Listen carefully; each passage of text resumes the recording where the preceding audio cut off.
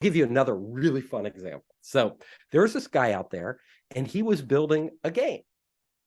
So he was building a game. He thought, I want to be a game maker, and he made this amazing game that he thought was amazing. Well, apparently the people playing the game weren't that interested. So what do you do when you make a product that nobody really engages with?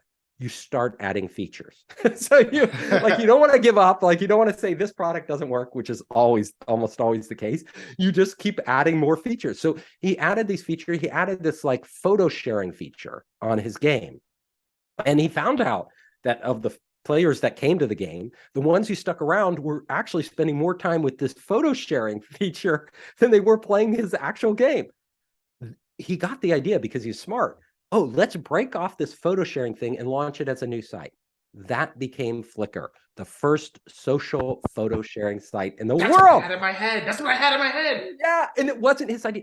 This same entrepreneur, he sold Flickr to Yahoo, made a bunch of money. He quit Yahoo after a certain amount of time, launched a second startup. His second startup, he thought was going to be a big idea. This time he understood what to do. He was going to make another game.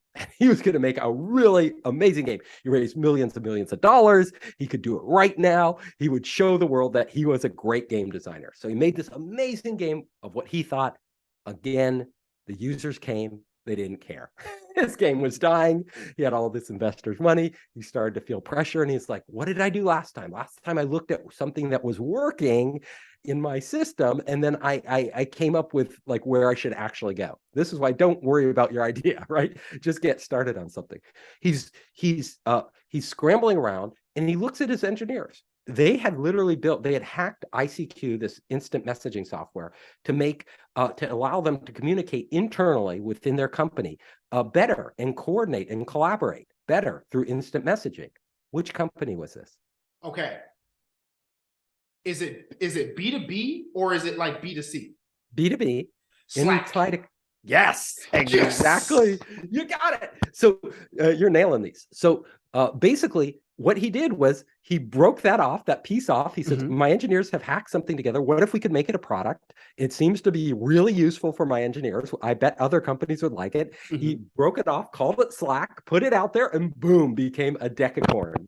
Wow. Huge company, went public. So it just goes to show you, most of the great ideas out there are not obvious at the beginning. And honestly, if they were obvious at the beginning, somebody would already be doing them. So wow. Don't count on yourself being brilliant at the beginning when you don't have data, when you aren't actually out there with something. First, get that team. All these companies had one thing in common. They built great teams at the beginning. Really great co-founders, really great teams. And that allowed them to get to the next step.